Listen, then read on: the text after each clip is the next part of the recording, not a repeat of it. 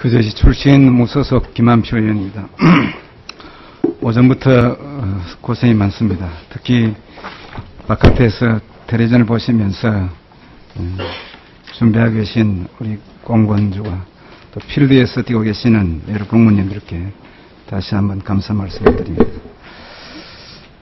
지금은 우리가 지속해서 일반 창업 부분에 관한 많은 비중을 가지고 얘기를 나누었습니다만 실패한 창업과 기업인에 대해서 한번 다시 논의하고자 합니다.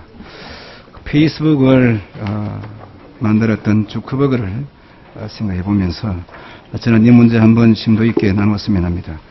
최근 5년간 우리 신설법인이나 벤처기업 수는 증가하고 있는 것 같습니다. 통계로 보면.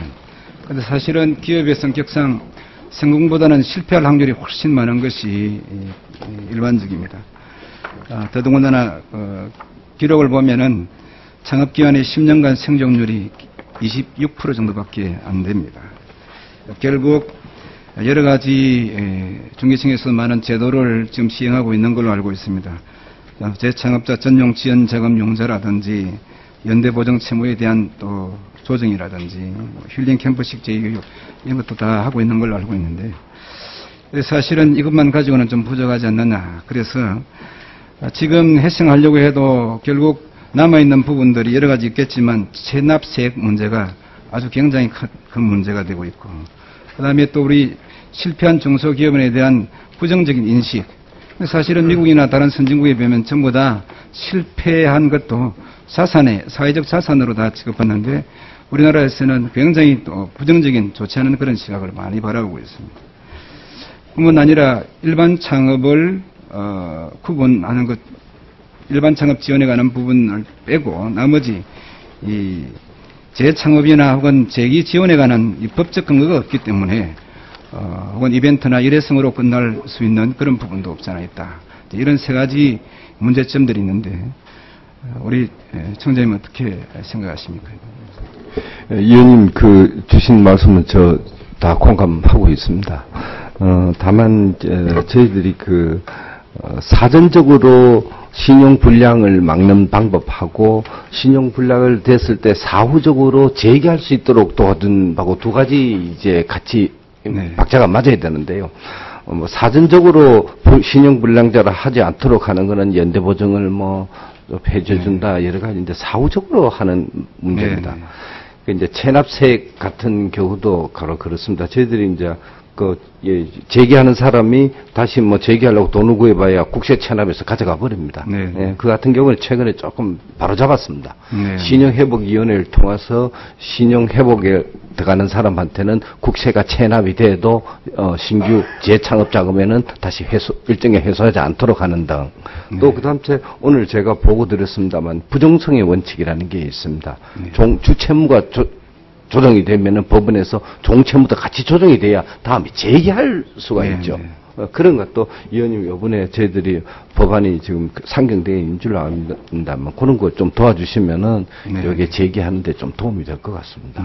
아무튼 패자 부활전이 있듯이 기업에 실패한 분들도 다시 일어설 수 있는 희망을 꼭 챙겨주시기 바랍니다. 그래 하겠습니다. 그 다음에 우리 홍일표 의원님께서 질문을 하셨습니다만은 엔젤 펀드, 엔젤 투자. 근데 그 엔젤 투자에 관해서 엔젤 투자를 촉진하기 위해서 엔젤 투자 매칭 펀드라고 있잖아요. 있습니다. 그걸 굉장히 중기청에서도 16년까지는 3천억 정도로 정액하시겠다고 하셨는데 제가 보니까 이것도 역시 뭔가 좀 유인제도, 인센티브가 있어야 엔젤 투자도 촉진되지 않겠느냐 이런 차원에서 지금 소득 공제액이 약 20%밖에 안 되더라고요. 그래서 선진국 수준인 약 40 내지 50% 정도까지는 되어줘야 엔젤 투자가 촉진되지 않겠느냐 이런 생각을 하는데 청장님 생각은 어떻습니까? 저도 공감합니다. 같은 생각을 가지고 있습니다. 입법하는데 좀 같이 그래. 그래 하겠습니다. 특허 청장님. 특허 괴물에 대해서 들어보셨죠? 네. 근데 지금 현재 아주 고약한 그런 일들로 해서 특허 소송 분쟁으로 인해서 천문학적인 그런 비용이 지금 지출되고 있는 상황인데 이건 아마 특히 뭐 대기업은 예를 들어서 우리 삼성이나 LG나 SK 등 그런 대기업에서는 대체로 기업 단위에서 그룹 단위에서 많이 대비를 하지만 중소기업 같은 경우에는 살아나기도 힘든 그런 상황에서 굉장히 이런 부분은 취약할 겁니다. 그래서 이건 국가적인 차원에서 대비를 해야 될 문제가 아니겠나 이렇게 생각하는데 청장님 의견은 어떻습니까? 예, 위원님 말씀이 맞는 것 같습니다. 그런데 이제 사실은 저희들이 이제 단계별로 지원은 해주고 있지 않습니까? 첫째는 이제 소송이나 분쟁이 걸리기 전에 어떻게 예방할 거냐고 네. 일단 이제 분쟁에 들어간 단계하고 나눠서 저희들이 접근을 하고 있는데요. 네. 일단 이제 분쟁 상태에 들어가기 전에 보면은 제일 중요한 건 우리나라 대기업이든 중소기업이든 강한 특허를 가지고 있어줘야 되고 네. 그걸 한두 개 특허가 아니고 특허에 관한 포트폴리오를 형성을 해줘야 되는 게 제일 중요한 것 같고요. 그렇습니다. 그래서 이제 R&D를 할 때 그냥 단순하게 R&D를 할 게 아니고 지적권을 확보하는 측면에서 R&D를 해야 되는 이런 걸 저희들이 많이 강조하고 있습니다. 그리고 이제 MP라는 특허 괴물이 어떻게 지금 국제적으로 활동을 하고 있는지 진행 사항에 관한 관련 정보를 저희들 지식재산보호협회에서 실시간으로 파악을 해가지고 기업들에 알려주는 그런 노력을 하고 있고요. 근데 일단 만일 이제 분쟁에 관련되는 분쟁에 들어갔을 경우에는 그런 많은 영문 자료라든지 거기에 관한 전문 지식이 중소기업이 너무나 없기 때문에 그 건에 관해서는 우리 이제 지식재산보호협회의 공익변리사라든지 이런 걸 통해서 그분들이 무료 변론이라든지 이제 단계별로 대응하는 것에 관해서 저희들이 좀 노력을 하고 있고요.